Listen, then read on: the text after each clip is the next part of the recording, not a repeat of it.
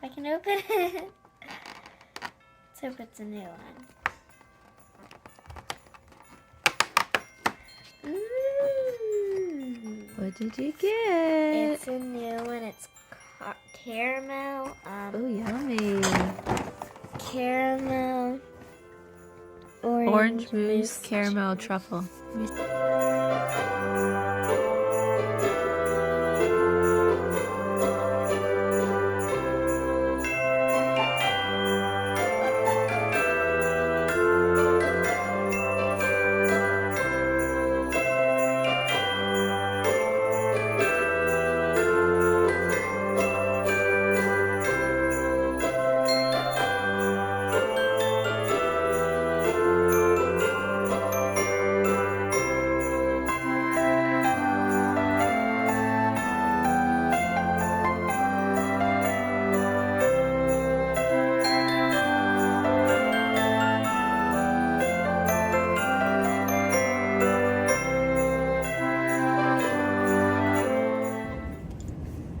Hi, welcome to Gabie's Knit Goodies Vlogmas.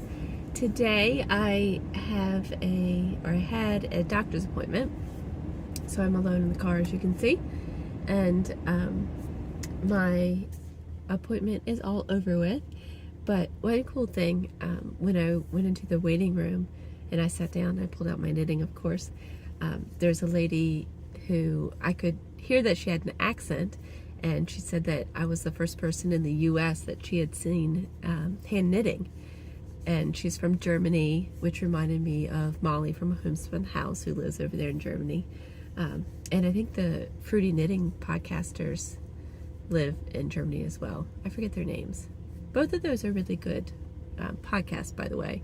A Homespun House and Fruity Knitting. Fruity Knitting is very well produced, I guess you could say. And a Homespun House is more like a casual podcast, vlog type thing. Anyways, I'm about to show you. I'm going to get out all of my knits here. I brought some with me because I knew I'd be alone for a few minutes, and I want to show you guys all my gift knits. So if you are related to me, you need to turn off the podcast now, because I will give some spoilers. Okay, let's see if I can hold up all of my gift knits, and then maybe you can see the worst thing about gift knitting for me.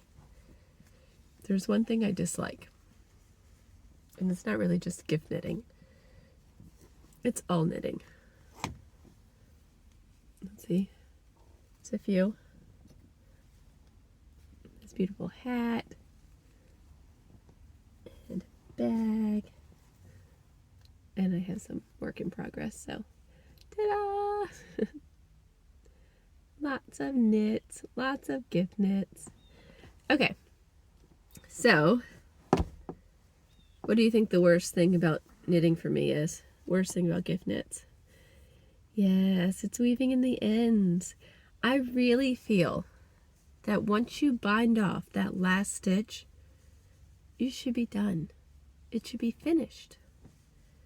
But no, you can't wear it like this. Although sometimes I do, I just tuck things in. But I can't gift it like this, that's for sure. So let's talk about what I have knit. If I can find them. Okay, these two are the fingerless mitts, seed stitch fingerless mitts. It's a free pattern on Ravelry. And all I have left to do is weave in my ends. So it has the seed stitch section to the side. That might be the wrong hand. These are a little, oh yeah, there it is. Although it looks about the same. Anyways, so the little seed stitch section is on the side here. And it has that single increase line for the thumb gusset. And it has a long cuff that is folded. It's knit out of my worsted weight non-superwash wool in the Marshes colorway. And I do have two of them. And so all I have left to do is weave in those ends, and then they'll be done. Like, I don't mind blocking. I just don't love weaving in ends.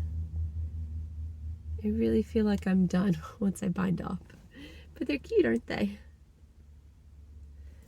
Okay, so that's one gift knit. Mostly done. I'd say like 98%. And then along those same lines is another pair of fingerless mittens. These I made up myself, and I really like them. So I did the same basic cuff. These I actually knit a little bit bigger.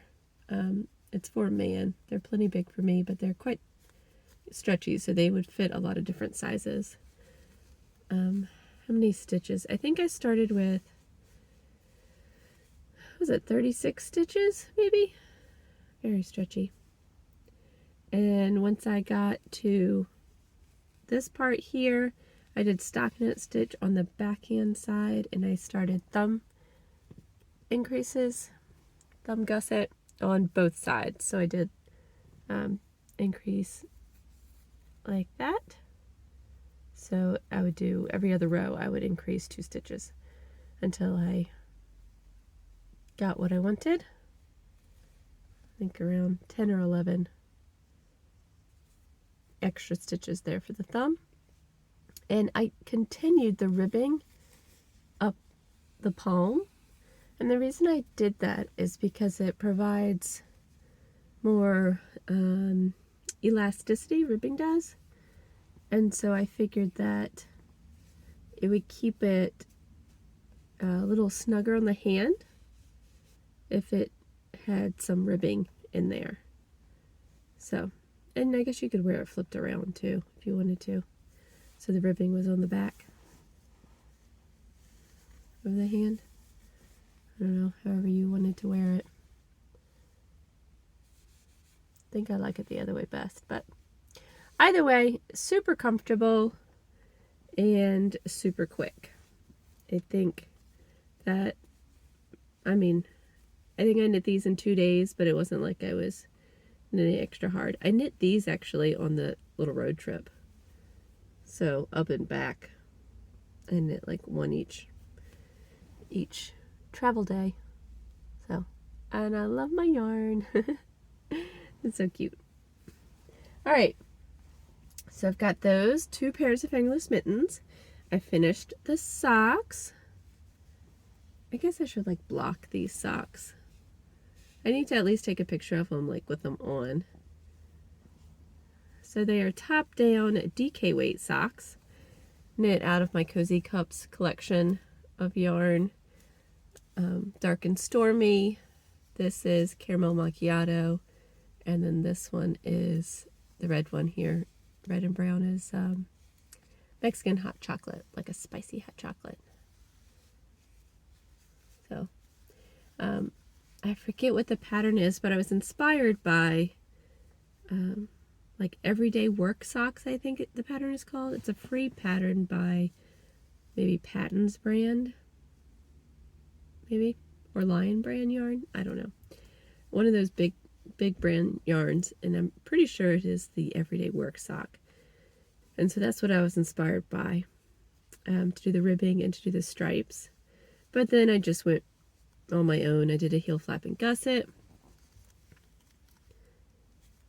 for the heel, and then I striped the foot here, and I did a flat bottom because I figured that would be more comfortable than a ribbed bottom.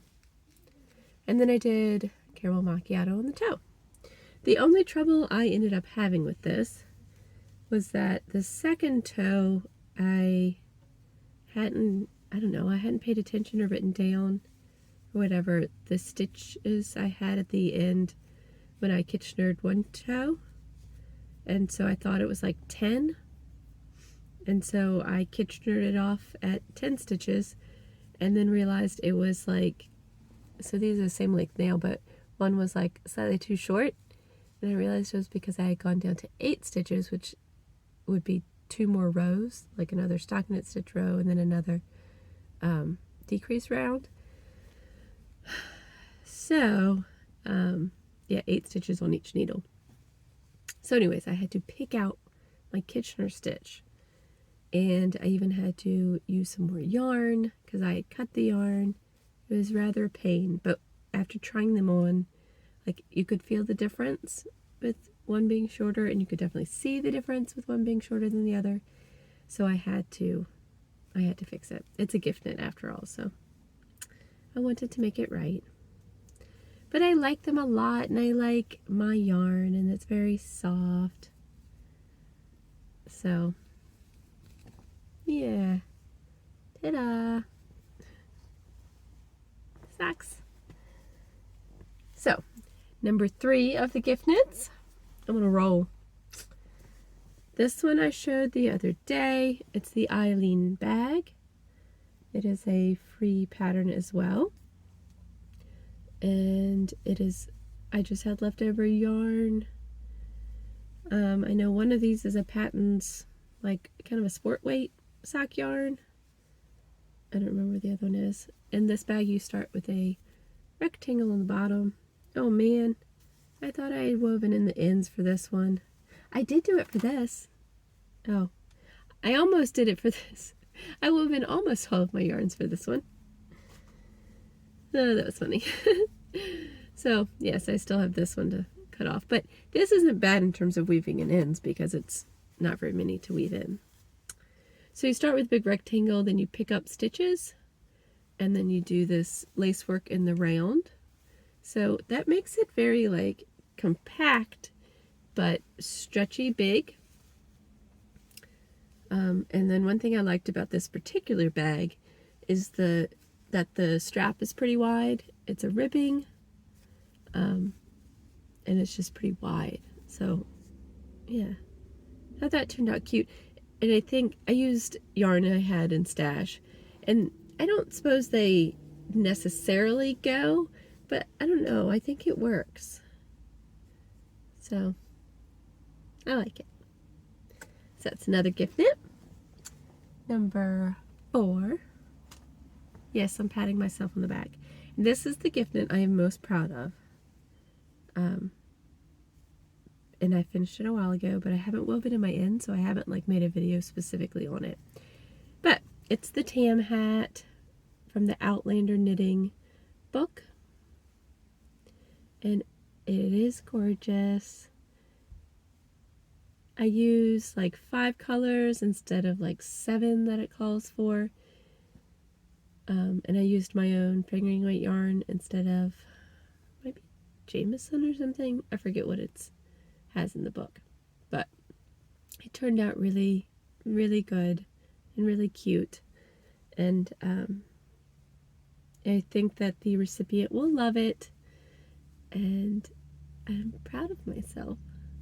It looks more impressive, I think, than it was difficult to knit. It really wasn't that bad.